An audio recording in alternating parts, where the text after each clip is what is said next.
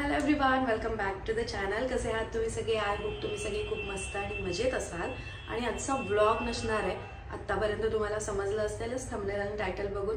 आजचा व्हिडिओ आहे जो रिक्वेस्टेड व्हिडिओ आहे, डिशवॉशर बद्दल सगळं काही या व्हिडिओमध्ये मी तुम्हाला सांगणार आहे.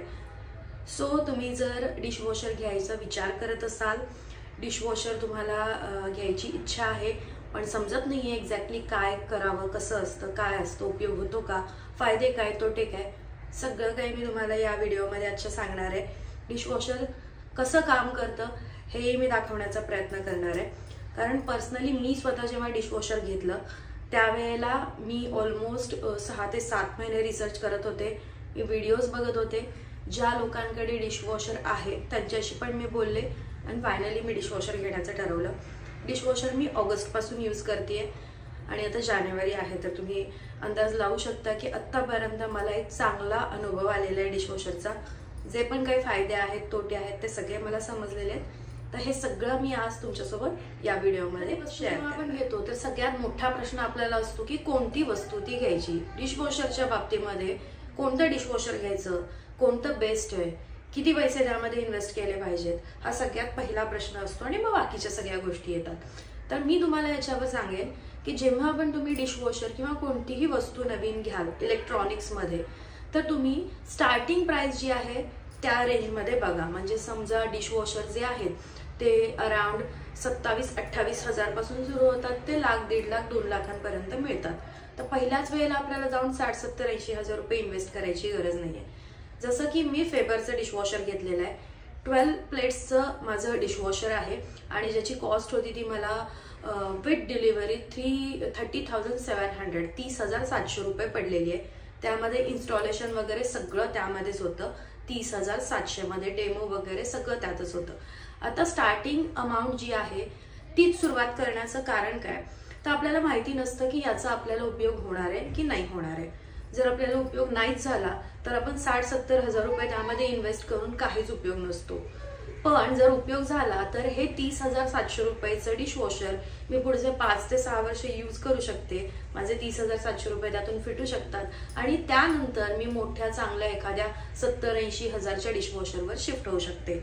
म्हणजे याच्या मागचं उदाहरण द्यायचं, याच्या मागचं लॉजिक हे आहे की जर तुम्हाला नाही आवडलं, जर तुम्हाला त्याचा उपयोग नाही झाला तर तुमचे जास्त पैसे वाया जाऊ नयेत. ज्यावेळी तुम्हाला वाटेल की आता आपल्याला छान ह्याचा यूज होतोय, आपण चांगल्या क्वालिटीचं किंवा खूप जास्त चांगल्या ब्रँडचं घेऊ शकतो, त्यावेळेला तुम्ही त्याच्यामध्ये तितके पैसे इन्व्हेस्ट करू शकता. आता दुसरा प्रश्न हा असतो की डिशवॉशर कोणी कोणी घेतलं पाहिजे, खरोखरच डिशवॉशरची मला गरज आहे का, ते माझ्यासाठी सुटेबल असेल का. तर डिशवॉशर कोणी कोणी वापरलं पाहिजे किंवा कोणाकोणासाठी, तर माझ्या मते ज्या लोकांना कामवालीची कटकट नको आहे आणि स्वतःहून भांडी घासायची नाहीयेत, अशा सगळ्यांसाठी डिशवॉशर आहे. डिशवॉशर तुम्ही होममेकर असाल तरी यूज करू शकता, जर तुम्ही वर्किंग वुमन असाल तरी यूज करू शकता, बॅचलर असाल तरी यूज करू शकता आणि जर तुम्ही मेल या कॅटेगरीमध्ये येत असाल तर तुम्ही यूज करू शकता. तुमच्यासाठी या डिशवॉशरचे फायदे काय, तर पहिली गोष्ट म्हणजे तुम्हाला कुठल्याही त्रासाशिवाय तुमची भांडी जी आहेत ती क्लीन होतात. जसं की वॉशिंग मशीन. सुरुवातीला वॉशिंग मशीन बद्दल असं मत असायचं की कपडे स्वच्छ निघत नाहीत.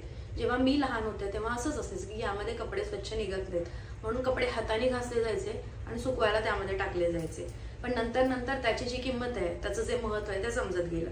डिशवॉशर इंडियामध्ये खूप वर्षापासून आहे, पण आत्ता ते सगळे लोक, नॉर्मल मिडल क्लास लोक पण यूज करतात. तर अजून 10-15 वर्षांनी वॉशिंग मशीन जसं आहे तसंच डिशवॉशरचा यूज केला जाणार आहे. याचा पहिला फायदा हा की ज्या मेड असतात, कामवाल्या असतात, त्या खूप त्रास देतात, हे सगळ्या बायकांना माहिती आहे. त्या त्रासापासून मुक्तता मिळते. दुसरी गोष्ट, तुमच्या हिशोबाने तुमच्या वेळेनुसार तुम्ही भांडी जी आहे ती घासू शकता. तिसरी गोष्ट, तुम्हाला पाहिजे तितका वेळ तुम्ही भांडी घासू शकता. म्हणजे जर तुम्हाला अर्धा तासाचा प्रोग्राम लावायचा आहे तर तोही अवेलेबल असतो आणि 4 तासांचा प्रोग्राम लावायचा आहे तर तोही अवेलेबल असतो. तुम्हाला पाहिजे त्या हिशोबाने भांडी त्यामध्ये घासली जातात, तुमच्या वेळेनुसार घासली जातात, स्वच्छ घासली जातात. म्हणजे आपण हाताने घासणं आणि डिशवॉशरमध्ये घासली जाणं यामध्ये जमीन आसमानचा फरक आहे. तुम्ही चांगल्या क्वालिटीचं जर डिटर्जंट किंवा पावडर, डिशवॉशरची टॅबलेट्स मिळतात किंवा लिक्विड, यूज केलं तर तुमची भांडी अक्षरशः स्टीलची भांडी सुद्धा काचेसारखी लखलखतात. तर हे काही फायदे आहेत डिशवॉशरचे.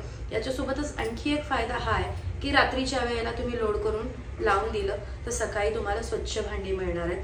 अदरवाईज बऱ्याच जणांचं असं होतं की भांडी जी आहेत ती रात्रभर खरकटी राहतात आणि दुसऱ्या दिवशी सकाळी ती मग उठल्या उठल्या बघायला लागतात त्याच्याकडे. एक तर तुम्हाला स्वतःला घासायला लागतात किंवा मग कामवालीची वाट बघायला लागते. ऐन वेळेला कामवाली नाही आली तर ऐन वेळेला आपल्याला कट्ट्यासमोर उभं राहावं लागतं भांडी घासण्यासाठी. तर यामध्ये तो काही प्रॉब्लेम येणार नाही आहे. तुमचा वेळ भरपूर वाचणार आहे. जर तुम्ही स्वतःच भांडी घासत असाल तर तुमचा वेळ भरपूर वाचणार आहे.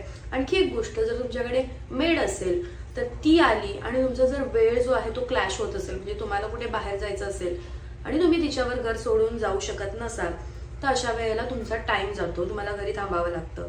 पण डिशवॉशरचं असं काही नाहीये. तुम्ही डिशवॉशर लावून बाहेर जाऊ शकता. इन बिटवीन लाईट गेली आणि लाईट परत आली तर जिथे डिशवॉशर बंद पडलंय तिथूनच ते रिस्टार्ट होतं. असं बऱ्याच डिशवॉशरला फॅसिलिटी आहे. माझ्या स्वतःच्या डिशवॉशरलाही फॅसिलिटी. आता डिशवॉशरचे तोटे.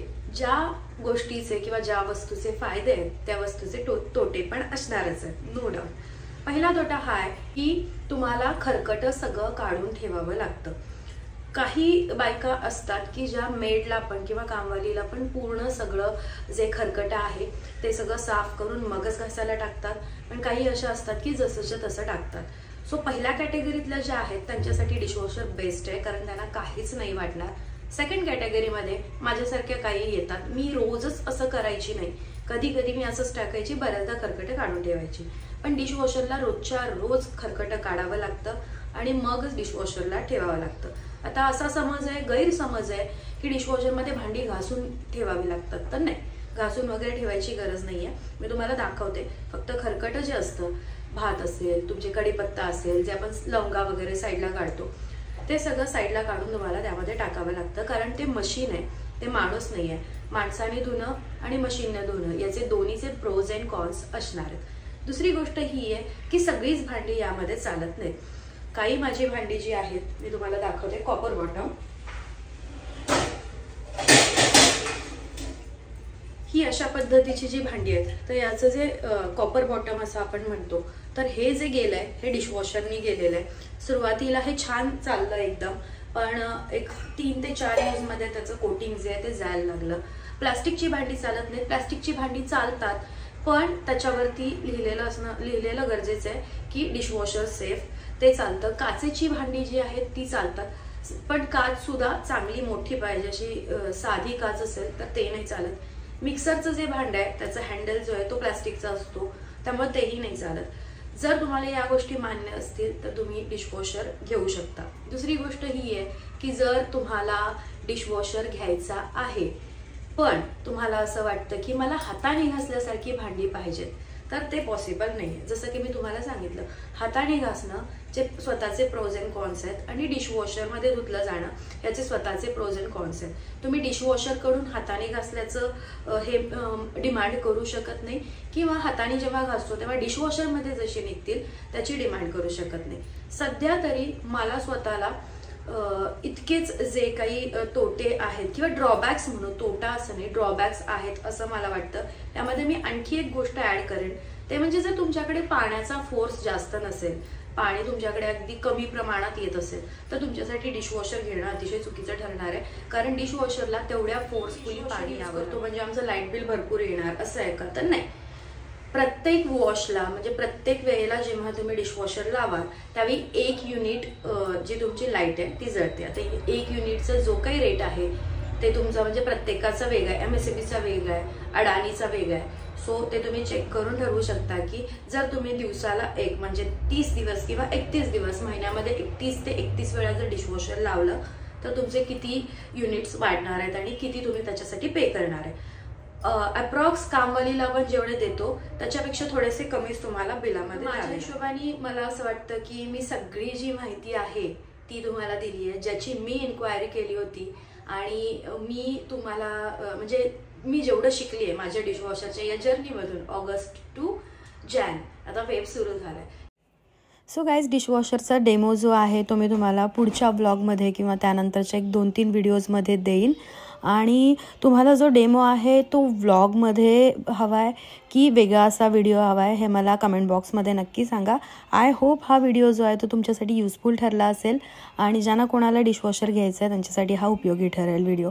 पुन्हा भेटते पुढच्या व्हिडिओमध्ये किंवा पुढच्या व्लॉगमध्ये. तोपर्यंत bye, take care, thanks for watching.